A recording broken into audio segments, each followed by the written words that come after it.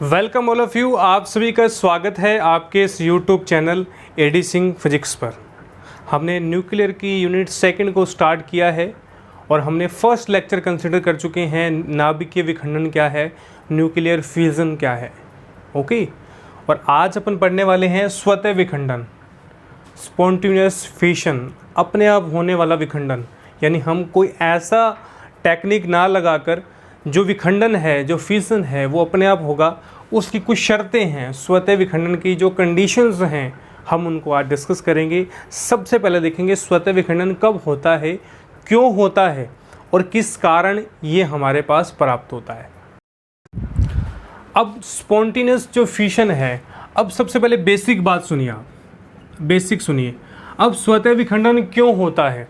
अब देखिए, जैसे भारी नाभिक जो हैं, भारी न्यूक्लियर्स की बात करूं मैं, अब भारी नाभिक की जो बाइंडिंग एनर्जी है, जो बंधन ऊर्जा है, अब बंधन ऊर्जा 7.6 मेगा इलेक्ट्रॉन वोल्ट के लगभग पाई जाती है। भारी नाभिक की ऊर्जा इतनी है।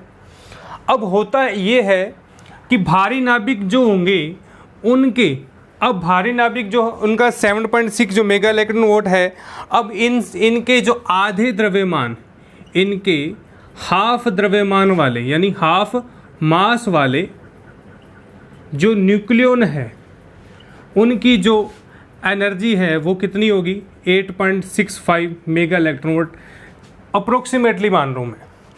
अब होगा क्या, अब जब हैवी न्यूक्लियर्स जब की बाइंडिंग ऊर्जा इतनी है, जब हम हाफ न्यूक्लियन की जब लेंगे तो ऐसा करने से हमारे पास क्या होगी, जो न्यूक्लियन है उनकी एनर्जी क्या हो जाती है, हाई हो जाती है। क्या हो जाती है, ज़्यादा हो जाती है, हाई हो जाती है। और यह एनर्जी जो है वो 0.9 के लगभग में क्या हो जाती है, इनकी इंक्रीज़ हो जाती है। ये इंक्रीज़ होने के कारण इनका जो विखंडन है, इनका जो फ्रिक्शन है वो किसके होगा, कूलाम विरोधी बल, यानी कूलाम विरोधी बल का फोर्स लगेगा और उस फोर्स की वजह से हमारे पास क्या हो जाता है, विखंडन हो जाता है। ओके, अब देखिए, अब आपको एक एग्जांपल बता रहा हूँ मैं। अब यूरेनियम है, अब यूरेनियम के लिए मान लेता हूँ मेरे पास 200 मेगा इलेक्ट्रॉन वोल्ट क्या चाहिए, इसको विखंडन करने के लिए एनर्जी चाहिए। अब मेरे पास आ गई है 214 मेगा इलेक्ट्रॉन वोल्ट। अब चाहिए 200 है, पर मेरे पास आ कितनी गई, 214। कैसे आई, यदि मैं इसके मास को क्या कर दूं, हाफ कर दूं, यदि मैं हाफ न्यूक्लियन लूँ, क्या लूँ, हाफ न्यूक्लियन की संख्या लूँ, आधे न्यूक्लियन लूँ, न्यूक्लियन की संख्या लेते ही मेरे मान में वृद्धि होती है, इंक्रीजिंग होता है। और इस इंक्रीजिंग की सहायता से हमारे पास क्या होता है, जो फिशन है, विखंडन है, वो हमारे पास रेगुलर चलता रहता है। और इसी तरीके से स्वतः विखंडन कहा जाता है। और इसी पैटर्न को हम क्या कहते हैं, स्वतः विखंडन कहते हैं। मुश्किल नहीं है, सिर्फ क्या हुआ यहाँ पर, स्वतः विखंडन क्यों हुआ। अब देखिए, हैवी न्यूक्लियर लिया, बाइंडिंग ऊर्जा यदि हम हाफ लें, यदि हम इसकी हाफ न्यूक्लियन की संख्या लें तो उनके मान में वृद्धि होगी। और मान लेते हैं मेरे पास 200 है और यहाँ 214 होते ही, यानी 214 होते ही जब एनर्जी ज़्यादा होगी तो उनके बीच लगने वाला फोर्स ज़्यादा होगा। कूलाम विरोधी बल क्या होंगे, जो कूलाम फोर्स है वो ज़्यादा बाइंडिंग करेगा और ज़्यादा से वह अपने आप क्या हो जाएंगे, दो भागों में टूट जाएंगे। ओके, अपने आप क्या हो जाएगा, इनका विखंडन हो जाएगा। मान लीजिए मेरे पास एक मार्कर है, अब इस मार्कर की एफिशिएंसी 12 है। अब मैंने 12 तक तो फोर्स लगा दिया, परंतु यदि मैं 13 करता हूँ तो 13 करते ही क्या हो जाता है, ये आपस से अलग हो जाता है। ओके, तो एक व्यक्ति की सहन क्षमता भी इतनी होती है, यदि हम अत्यधिक सहनता से बाहर लें तो हमें क्रोध आता है। तो वही सिस्टम है यहाँ पर। ओके, तो इसकी कंडीशंस क्या है, शर्त क्या है, देखिए लेट।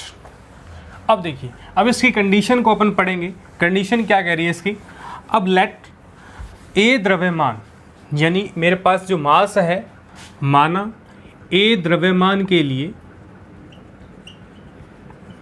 A/2, यानी A की जगह हमने क्या लेना है, A मास के लिए परमाणु समान क्रमांक के अंदर, यानी परमाणु संख्या, जो परमाणु संख्या है वो A/2 व परमाणु संख्या A/2 व परमाणु क्रमांक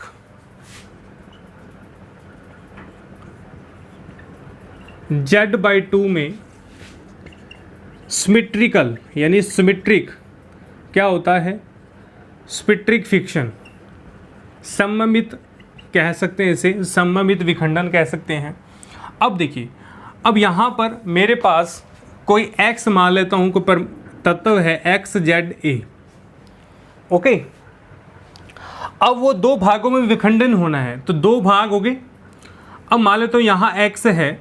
अब देखिए, अब यहाँ पर मैंने आपको कहा था कि मुझे क्या करना है, द्रव्यमान संख्या को हाफ करना है, यानी इसको भी मैं हाफ कर दूं और इसको भी मैं हाफ कर दूं, प्लस में ऊष्मा, तो तब क्या होता है, इस तरीके से हमारे पास क्या आती है, स्वतः विखंडन की, क्या आती है, स्वतः विखंडन की इक्वेशंस आती हैं, समीकरण आती है। इस तरह की हमारे पास इक्वेशन आएगी जब हम कब करेंगे, स्पॉन्टेनियस फिशन करेंगे, ओके। तो ये मेरे पास कोई भी परमाणु है और यदि हम इसको हाफ कर दें, ये भी हाफ कर दें, और दो मतलब दो भागों में, दो मतलब दो भागों में, इस समीकरण को समझना है, रट्टा नहीं लगाना आपने, इस समीकरण को आपने समझना है, ओके। अब देखिए, अब यहाँ पर एफिशिएंसी कितनी होगी, ऊर्जा कितनी मुक्त होगी। अब हमने ऊर्जा की बात करें हैं, एफिशिएंसी, न्यूक्लियर फिजन कितना होगा।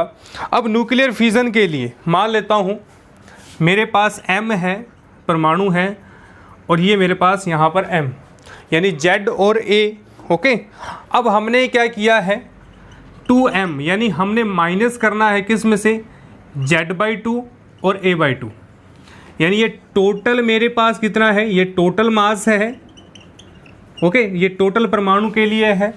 यदि हम परमाणु में से दो तत्व कौन से मिले हमें, विखंडन किसका हुआ है, दो परमाणुओं का, दो भागों में हुआ। यदि हम ये दोनों की मास कैलकुलेशन को माइनस कर दें तो मेरे पास क्या आ जाएगी, एफिशिएंसी आ जाएगी। क्या आ जाएगी, एफिशिएंसी आ जाएगी।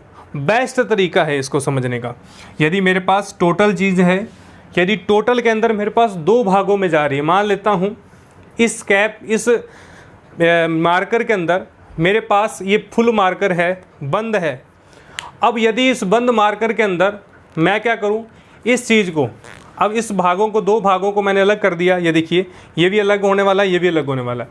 यदि इस पूरे में से इन तीनों को हटा दूं तो मेरे पास किसकी एफिशिएंसी आएगी, किसकी एफिशिएंसी आएगी, जो विखंडित हुआ है, जो जिसका क्या हुआ है, फिजन हुआ है, उसकी मेरे पास क्या आ जाएगी, यहाँ पर क्या आ जाएगी, एनर्जी आ जाएगी, ऊर्जा आ जाएगी, ओके। तो बड़ा ही सिंपल है इसको कैलकुलेट करना आपने, ओके। अब देखिए, अब यहाँ पर क्या है, अपन यहाँ पर लिख सकते हैं जो mz क्या है, नाभिक का द्रव्यमान, नाभिक का द्रव्यमान है। और यहाँ पर हम लिख सकते हैं mz/2 A/2। यहाँ पर क्या लिख सकते हैं, ये क्या है, उत्पाद, या अपन ये कह दें नाभिक, या अपन उत्पाद कह दें, उत्पाद का द्रव्यमान, यानी जो हमारे पास कंटेंट मिला है उसका मास आ गया। सेकंड बात, चलिए आप, हमने अर्ध मूलानुपाती सूत्र पढ़ा था लास्ट के लेक्चर्स में, अर्ध मूलानुपाती formula, semi spheric formula, semi empiric formula, okay. हमने ये फॉर्मूला क्या पढ़ा था, लास्ट के लेक्चर्स में पढ़ा था। क्या था ये फॉर्मूला, बड़ा इजी फॉर्मूला था। अब बड़ा इजी तो नहीं है, परंतु आपको याद रखना है, इस फॉर्मूले में 5 चीज़ें थी। सबसे पहले आयतन, आयतन था EV, प्रस्थनाव EP, युग्मन ऊर्जा, क्या थी युग्मन ऊर्जा, पेयरिंग, और सम्मित ऊर्जा, और क्या थी हमारे पास EC, कुलाम ऊर्जा, ओके। इन 5 फॉर्मूलों की सहायता से हमने क्या निकाला था, यहाँ पर एक फॉर्मूला निकाला था। हम पांचों फॉर्मूले को एक साथ लिखेंगे। मैं यहाँ पर फॉर्मूला ड्रॉ कर रहा हूँ आपके सामने। अब यहाँ पर हमने पहले क्या लिखा था, Z M H A minus Z M N, और उसके बाद मेरे पास क्या होता था, ई बाइंडिंग ऊर्जा यानी ई बी बाइंडिंग ऊर्जा। ओके, तो ये हमारे पास आता था। और ई बी क्या था मेरे पास, ई बी जो था वो 5 एलिमेंट से बनकर मिला था, यानी इसको ई ए, ई वी, ई पी, ई सी, ओके, ई ए, ई पी, ई सी, और मेरे पास आता है ई एस। क्या आता है, ई एस। इन 5 एलिमेंट से बनकर क्या था, ई बी का फॉर्मूला बना था। तो इसको लिखना बड़ा ही आसान है। सबसे पहले मैं ई ए की बात करूं, ई ए, तो ई ए क्या था, माइनस का ए वी ए, यानी माइनस का जो ए वी है वो ए के बराबर। अब ए ई वी यानी पृष्ठ तनाव किसके बराबर था, पृष्ठ तनाव ई वी की बात करूं मैं, यानी ए एस की पावर, यानी यहाँ पर ई एस लिख दूं, ए एस ए की 2/3। ओके, फिर ई पी की बात करूं, ए की 2/3 की पावर पी, या अपन इसको इस तरीके से लिख सकते हैं, ए पी है वो ए की 3/4, जो ए पी है वो ए की 3/4। ओके, तो हमने यहाँ पर इस फॉर्मूले को लिखना, लिखिए आप, M Z by A, Z M H plus A minus Z M N plus, अब यहाँ पर माइनस है क्योंकि हम माइनस के अंदर हमारा फॉर्मूला चलेगा। ओके, माइनस का A V A plus A S A की 2/3, ए एस ए की 2/3 प्लस ए सी जेड माइनस प्लस ए सी जेड जेड माइनस 1 ए की 1/3 प्लस यहाँ पर क्या आएगा, ए पी ए की 3/4, और यहाँ पर जो ए सी जो कुलाम था हमारे पास, ई ए माइनस 2z की स्क्वायर अपॉन ए। ओके, तो ये हमारे पास अर्धमूलानुपाती यानी सेमी स्पेरिक फॉर्मूला आपको याद रखना है, लर्न करना है। मोस्ट इंपॉर्टेंट फॉर्मूला, हम आगे आने वाले लेक्चर्स में भी इसका यूजेबल लेंगे। आपको डेरिवेशन करवाया था लास्ट के लेक्चर्स के अंदर, जो यूनिट हमारी फर्स्ट थी। अब इस फॉर्मूले का यूजेबल क्या है, इस फॉर्मूले की किस तरीके की हम कैलकुलेशन कर सकते हैं। अब देखिए, अब ये फॉर्मूला यहाँ पर फिट है, हमें क्या निकालनी है, एफिशिएंसी निकालनी है किसकी, जो विखंडित हुए ऊर्जा की, यानी ईएफ कैलकुलेट करना है हमें। क्या करना है, ईएफ। तो हमारे पास एम जेड ए तो पता है, परंतु यदि मैं M Z by 2 A/2 calculate करूं तो इस फॉर्मूले से कैसे होगा, M Z by 2 A/2, Z की जगह आपने Z/2 लिखना है, ए की जगह A/2 लिखना है। ओके, सिमिलरली क्या करेंगे, जेड की जगह Z/2 एम एच प्लस ए की जगह A/2, जेड की जगह Z/2 एम एन, और यहाँ पर माइनस का ए वी ए की जगह A/2 plus A S A की 2 और 2 की पावर 3, यानी ए की जगह A/2 करना आपने। ओके, और यहाँ स्मॉल है, और ये क्या आ जाएगा मेरे पास, ए सी Z/2 Z/2 माइनस का 1, Z/2 माइनस का 1, और ये सारे जो हैं ये स्मॉल के अंदर हैं, कैपिटल नहीं है, स्मॉल के अंदर हैं। ओके, और यहाँ पर क्या आएगा, ए की A/2 माइनस का 2 Z/2 की स्क्वायर अपॉन A/2 प्लस के अंदर ए पी ए की बाई 2 3 की पावर 4। तो ये मेरे पास फॉर्मूला किसका तैयार हो गया, m/2 किसके लिए, m Z/2 A/2। यदि इस फॉर्मूले में रख दी जाए, वैल्यूज़ इस फॉर्मूले में रख दी जाए, तो मेरे पास क्या आ जाएगी, एफिशिएंसी ऑफ फिशन, यानी मेरे पास एफिशिएंसी का मान आ जाएगा। ओके, मेरे पास किसकी वैल्यू आ जाएगी, एफिशिएंसी की वैल्यू आ जाएगी। पुट समीकरण 2, अब देखिए ये इसको समीकरण नंबर 1 मान लो, इसको समीकरण 2 और इसको समीकरण नंबर ए। ओके, अब देखिए put value equation 1 and 2 in equation A. समीकरण ए में क्या रखना, आपने मान रखना है। ओके, मान रखिए आप। हम जैसे ही मान रखेंगे, देखिए घबराना नहीं है आपने कभी भी, मुश्किल नहीं है, बहुत इजी स्टेप है। अब देखिए put equation 1 and 2 in equation A, समीकरण 1 व 2 का मान समीकरण ए में रखने पर, समीकरण ए हमारे पास ये थी। अब समीकरण ए को रखते ही हमारे पास इस तरीके का क्या बनेगा, रिलेशन बनेगा। यहाँ पर ई की ए और ई की पी, ई की वी, वो क्या हो जाएंगे, नेग्लिजिबल हो जाएंगे। हमारे पास इस तरीके का रिलेशन बनता है और यही हमारी क्या है, एफिशिएंसी ऑफ विखंडन। अब देखिए, अब शर्त कैलकुलेट करते हैं, कंडीशन कैलकुलेट करते हैं। अब यदि हम ई की एफ को 0 के पुट बराबर कर दें तो क्या रिलेशन आएगा, माइनस का ए एस 2 की 1/3 -1, ए की 2/3, ओके।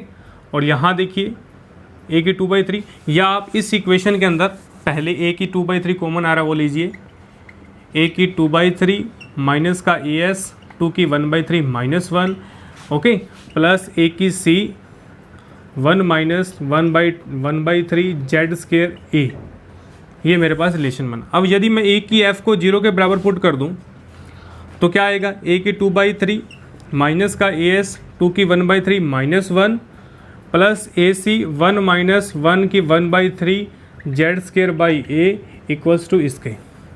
और आते ही Z square by A calculate कैसे होगा, ए की एस 2 की 1/3 -1, ए की सी 1 - 1 की 1/3, ओके। तो ये मेरे पास वैल्यूज़ आ जाएगी। अब इनकी वैल्यूज़ क्या है, 0.26 और 0.37 ए सी, और ये इसकी वैल्यू हमारे पास हमें पता होनी चाहिए। हम डायरेक्ट वैल्यू रखेंगे क्योंकि हमारे पास डायरेक्ट वैल्यू दी गई, कैलकुलेशन करेंगे तो बहुत लंबा हो जाएगा, ओके। और ये जनरली जेड स्क्वायर बाई ए 15 के इक्वल आएगा। हमारे पास पहली कंडीशन आ गई कि जेड स्क्वायर बाई ए क्या होना चाहिए, 15 के से छोटा होना चाहिए या होना चाहिए बराबर। सेकंड कंडीशन की बात करें, सेकंड कंडीशन ई एफ। अब यहाँ पर सारी वैल्यूज़ रखिए आप, किसकी रखनी है, ए की वैल्यू रखनी है, ए एस की वैल्यू रखनी है और ए सी की वैल्यू रखनी है, और जेड और ए की वैल्यू हमें पुट करनी है, ओके। तो क्या करेंगे, ई एफ की वैल्यू रखनी है तो ए की 2/3 माइनस का ए एस 2 की 1/3 -1, प्लस ए की सी 1 - 1 की 1/3 जेड स्क्वायर बाई ए। अब ए की वैल्यू 298 है, जेड की वैल्यू 92.8 है, और ए एस और ए सी की वैल्यू कितनी होगी, 0.13, यानी ए एस की वैल्यू हो जाएगी 0.26, ओके। 0.26 आपको याद रखनी है, 595, ओके। और इसकी वैल्यू हमारे पास 13। ये सारी वैल्यूज़ रखते ही हमारे पास जो होगी 17.5 mega electron volt, 17.5 mega electron volt हमारे पास प्राप्त होगा, ओके। तो 17 मेगा वोल्ट यानी 0 से बड़ा है। यदि सेकंड कंडीशन, यदि इस तरीके का रिलेशन आ जाए तो वहाँ पर स्वतः विखंडन हमारे पास प्राप्त होता है। फर्स्ट कंडीशन क्या थी, जेड स्क्वायर बाई ए 15, और सेकंड आ जाए 170 मेगा इलेक्ट्रॉन वोल्ट, ओके। तो ये आ जाए तो वहाँ पर क्या होगा, स्वतः विखंडन होगा। क्या होगा, स्वतः विखंडन होगा, जनरली बात है। तो यहाँ पर एक छोटा सा ग्राफ दिया गया है डिफरेंट परमाणुज के लिए, यानी Z square by A <15, okay. Book के अंदर ग्राफ दिया गया है डिफरेंट धातुओं के लिए, यूरेनियम के लिए, मैं क्रिप्टोन के लिए, इस तरीके से परमाणु नाभिकों के लिए दिया गया है, ओके। तो ये हमारे पास आज के लेक्चर के अंदर हमने स्वतः विखंडन के बारे में कंप्लीट किया है। आप इस वीडियो को लाइक करें, शेयर करें, और यदि मेरे चैनल पर नए हैं तो चैनल को सब्सक्राइब कर लें, बेल आइकन को प्रेस कर लें ताकि आने वाली वीडियो का नोटिफिकेशन आप तक पहुंच पाए, ओके। आज की क्लास के अंदर सिर्फ इतना ही। Thank you.